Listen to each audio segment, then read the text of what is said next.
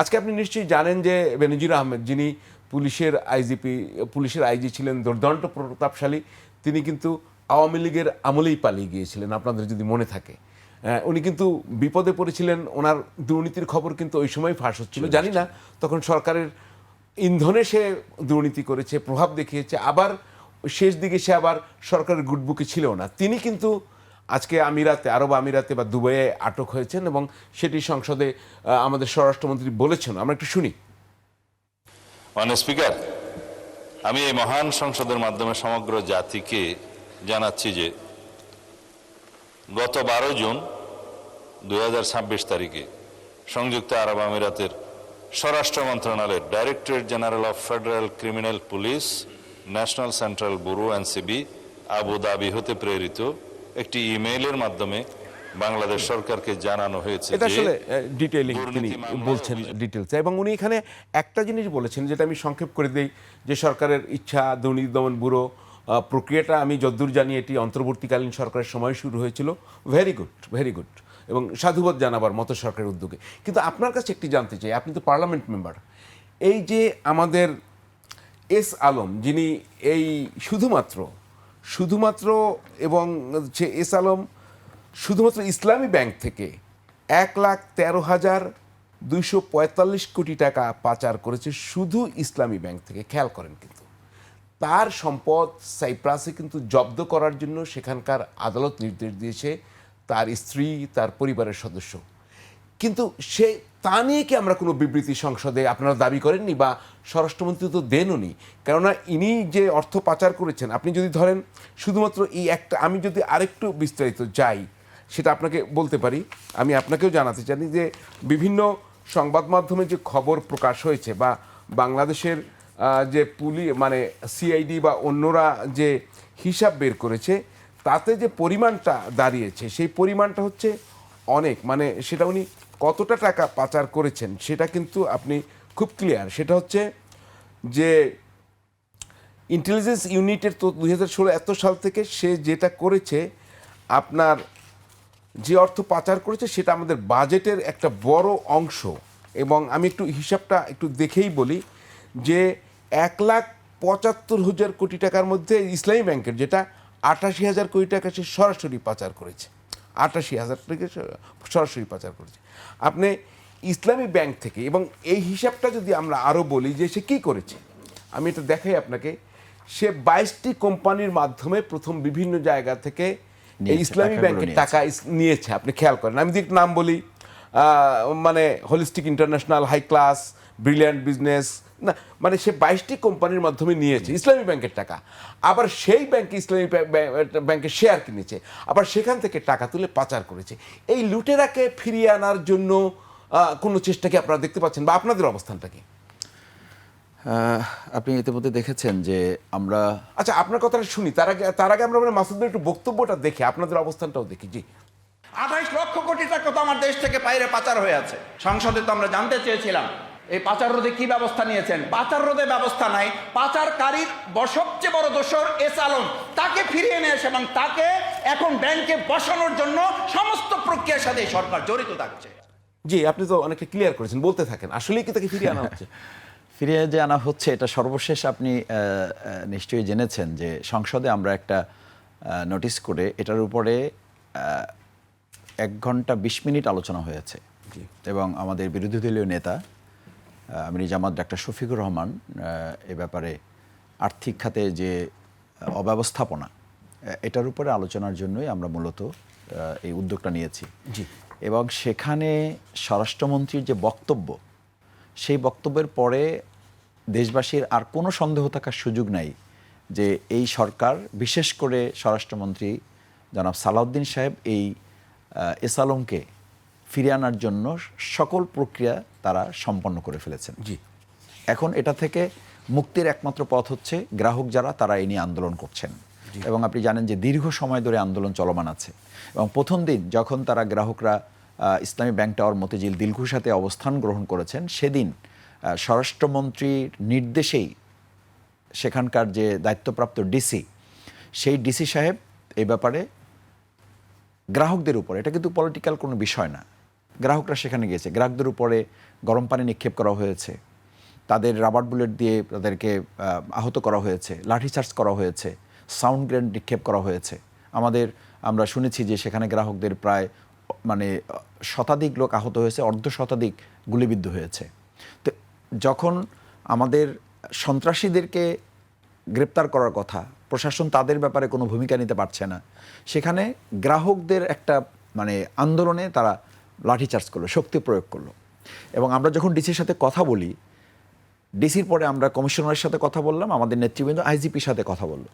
তাদের কথায় আমাদের কাছে মনে হলো যে তারা এই কথাগুলো এবং মাঠ পর্যায়ে যেটা হচ্ছে, তারা বললেন যে এরকম হচ্ছে, এটা তো আমাদের নলেজে নাই। কিন্তু ডিসি যখন কথা বলে তখন আমরা বুঝলাম যে ডিসির নির্দেশে এই কাজগুলো হচ্ছে এবং ডিসি উপরের কোনো একটা লেভেলের নির্দেশে তিনি এই কাজগুলো করছেন। তো এটার দ্বারা আমরা তখন বুঝলাম যে স্বরাষ্ট্রমন্ত্রী জনাব সালাউদ্দিন সাহেব, আমরা যখন মানে সংসদে এটা নিয়ে আলোচনা তুললাম, নোটিশ করে যখন এটা আলোচনা আসলো এবং স্পিকার মহোদয় এটা প্রায় 1 ঘন্টা 20 মিনিটের একটা লম্বা আলোচনা তিনি আমাদেরকে নির্ধারণ করলেন, সেই সময় আমরা খেয়াল করলাম যে এটা 1 ঘন্টা 20 মিনিট না, একটা নির্দিষ্ট সময় তিনি দিলেন। সেই আলোচনায় স্বরাষ্ট্রমন্ত্রী জনাব সালাউদ্দিন সাহেব যে ব্যাখ্যা দিলেন, সেই ব্যাখ্যায় তিনি পরিষ্কার বললেন যে শেয়ার কিভাবে কিনেছেন, কারা কিনেছেন, এই যে শেয়ারের কথা বললেন না, তিনি বললেন যে শেয়ার কিভাবে কিনেছেন, কারা কিনেছেন, এইটা বড় কথা না, শেয়ারের মালিক কারা এটা বড় কথা। সেই শেয়ারের মালিক কিন্তু তখন হয়েছে একেবারে সরাসরি ডিজিএফআই গিয়ে বাধ্যতামূলকভাবে প্রথম আলো রিপোর্ট স্পষ্ট কিভাবে দখল হলো, একটা ব্যাংক কিভাবে দখল হলো, সেই ব্যাংকের দখলের গল্প তারা লিখেছেন। সেই গল্পের দ্বারা মানে পরিষ্কার হয়েছে এবং সেটা তো কেউ প্রতিবাদও করে নাই। তার মানে স্পষ্টতই যে সালাউদ্দিন সাহেব, এবং আপনি তো আমরা এটাও জানেন যে সালাউদ্দিন সাহেব যখন গুম থেকে ফেরেন দেশে ফিরে তিনি বলেছেন যে তার 4টা গাড়ি আছে, 4 জন ড্রাইভার আছে। তো 4টা গাড়ি 4টা ড্রাইভার থাকলে আপনাকে সালাউদ্দিন সাহেবের কেন এস আলমের গাড়িতে উঠতে হলো, সেটা নিয়ে তখন বিস্তর আলোচনা হয়েছে যে এস আলমের গাড়িতে আপনাকে রিসিপশন নিতে হয়েছে কেন। আমরা সেটা যখন ধরেছি তিনি এটা ব্যাখ্যা দিলেন যে আমি বুঝতে পারি নাই কোন গাড়িতে উঠে গেছি, তখন আমার শারীরিক মানসিক অবস্থা ঠিক ছিল না।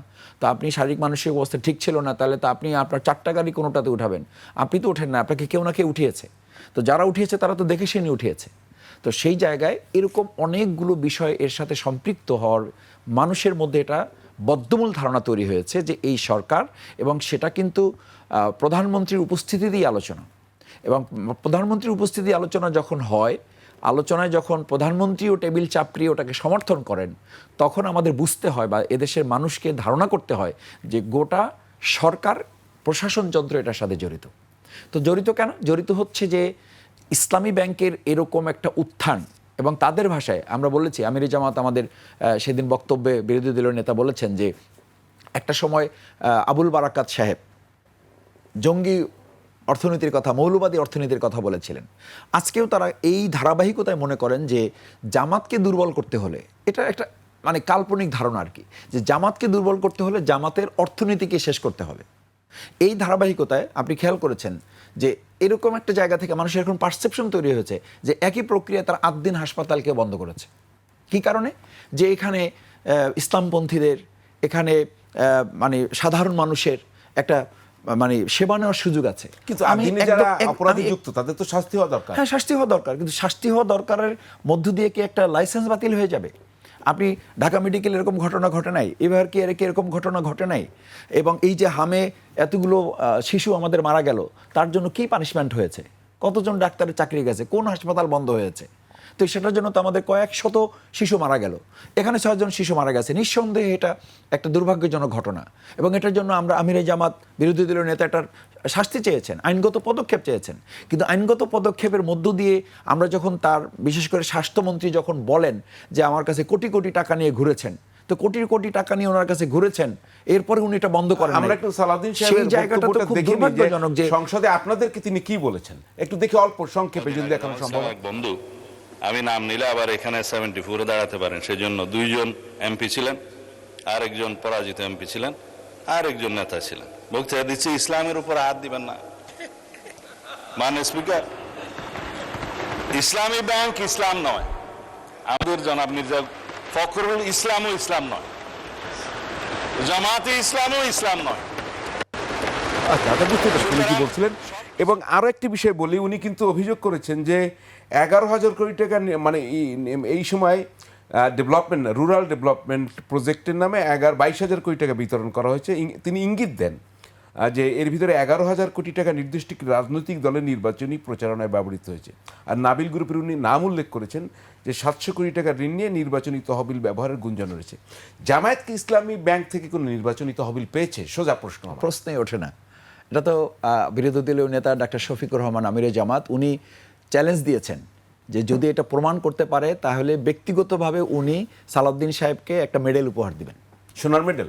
হ্যাঁ, সেটা সোনার হোক রূপার হোক, সেটা কিন্তু সংসদে মানে এই বক্তব্য তো আপনি জানেন এটা রেকর্ড করা আছে। এটা চ্যালেঞ্জ নিতে চাইলে তো এটা পরের দিনই বা ওই দিনই ওনাকে বলতে হতো, বলেন নাই তো। আমির জামাত ওপেন চ্যালেঞ্জ দিয়েছে যে এটা যদি প্রমাণিত হয় তাহলে ওনাকে একটা মেডেল উপহার তাহলে দেব। আর একটা ইসলামকে হচ্ছে বাঁচানোর জন্য এত চেষ্টাটা কেন?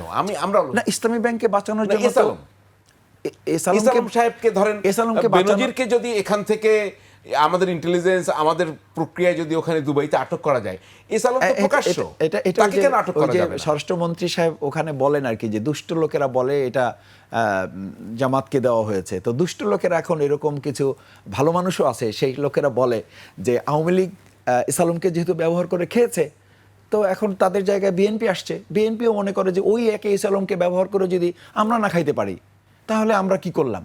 তা আমাদের একটা দায়িত্ব আছে না? সেই দায়িত্বের জায়গা থেকে ওনারা মনে করেন ওই এসালম যদি আওয়ামী লীগকে দিতে পারে তাহলে আমাদেরকে দিতে পারবে আর কেন? সেই জন্য তাদের এসালমকে দরকার। যে এখন যে টাকাটা আছে, এই বিএনপি যেদিন বক্তব্য দিয়েছে আমির খসরু মাহমুদ অর্থমন্ত্রী, সেই বক্তব্যের পরের দিন থেকে টাকা তোলার হিড়িক শুরু হলো কেন? যেদিন বলেছে যে ইসলামী ব্যাংক বিএনপির কাছে নিরাপদ, তো নিরাপদ হবে এই বক্তব্যের পরে তো লোকদের আরও অ্যাকাউন্ট খোলার কথা। অথচ আমরা দেখলাম তারপরে প্রায় 3,000 কোটি টাকা উত্তোলন হয়ে গেল। আবার টাকা দিয়েছে সরকার। হ্যাঁ, আবার টাকা দিয়েছে 2200 কোটি হ্যাঁ, টাকা। তার মানে এটা তারা প্রুভ করেছে, এটা এই যুক্তিটাকে তারা প্রমাণ করেছে যে হ্যাঁ টাকা উত্তোলন হয়েছে, তারল্য সংকট তৈরি হয়েছে, এখন বাংলাদেশ ব্যাংকে তার পাশে দাঁড়াতে হয়েছে। তো বিএনপি এরকম বক্তব্য দেওয়ার পরে তো টাকা তোলার কথা না। জামায়াতের লোকজনই কি ডিপোজিট বাড়ার কথা? গ্রাহক এর বাইরে নাই? অবশ্যই আছে, হিন্দুর আছে না? বিএনপি আছে, আওয়ামী লীগ আছে, অন্য পার্টি আছে, মানে হিন্দু আছে। আপনি দেখেছেন যে এখানে মহিলারা এসছে সব বোরকা পরা, তো সব বোরকা পরা লোকরা কি জামাতের? এখন এই জামাত ও ফোবিয়া তো ছিল শেখ হাসিনার, কথায় কথায় জামাত। কোনো সংগঠন একটা তৈরি হলে এটা জামাতের একটা উইং, কোথাও কিছু করলে এটা জামাত করেছে, এইটা তো অভ্যাস ছিল শেখ হাসিনা। এটা করতে করতে করতে করতে শেখ হাসিনা শেষ পর্যন্ত বিদায় হয়ে গেল দেশ থেকে। এখন আবার নতুন করে ওই একই সুর তৈরি হয়েছে, সব কিছুতে জামাত। কারা করছে? নতুন এই নব্য শেখ হাসিনার অনুসারী হিসাবে যারা নিজেদেরকে উপস্থাপন করার চূড়ান্ত চেষ্টা করতেছেন। আমরা বলি যে আপনারা শেখ হাসিনা হয়েন না, কিন্তু ওনারা চূড়ান্ত চেষ্টা করতেছেন। বরং শেখ হাসিনা যেখান থেকে শেষ করেছেন, আমাকে আজকে একজন বলতেছিলেন যে শেখ হাসিনা 17 বছরে শেখ হাসিনা হয়েছেন, আর এখন যারা আছেন তারা 3 মাসে শেখ হাসিনাকে অতিক্রম করার চেষ্টা করতেছেন। ওনার দিকে থামান।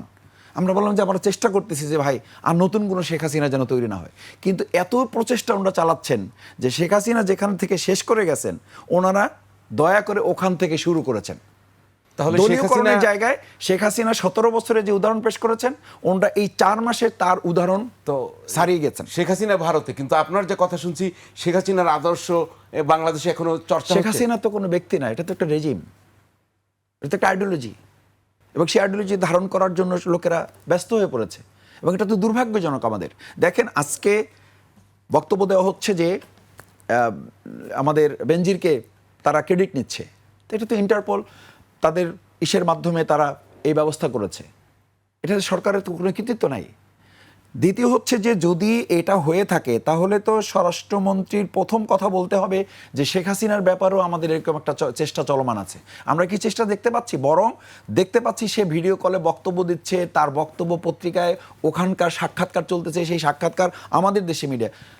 আমাদের তো লজ্জা থাকা উচিত যে যেখানে আজকের বর্তমান প্রধানমন্ত্রীর ব্যাপারে বাংলাদেশে মিডিয়ায় কোনো বক্তব্য প্রচার হবে না, এই সিদ্ধান্ত এই যে শেখ হাসিনা নিয়েছিল, সেই শেখ হাসিনা খুনের আসামি, সে এখন ফাঁসির আসামি। জনাব তারেক রহমান তো ফাঁসির আসামিও হন নাই, তার আগেই তো তার বক্তব্য প্রচার ও নিষেধাজ্ঞা এই দেশে হয়েছিল। বর্তমান স্বরাষ্ট্রমন্ত্রী কি এ ব্যাপারে কোনো উদ্যোগ গ্রহণ করেছেন? আইনমন্ত্রী কি এ ব্যাপারে কোনো উদ্যোগ গ্রহণ করেছেন? করেন নাই। এখন বর্তমান সময়ে বিএনপির কথা শুনলে মনে হয় আওয়ামী লীগ কোনো সমস্যা না, সমস্যা হলো জামাত ইসলামী। শুনবো আপনার কথা, আরো শুনবো দর্শক।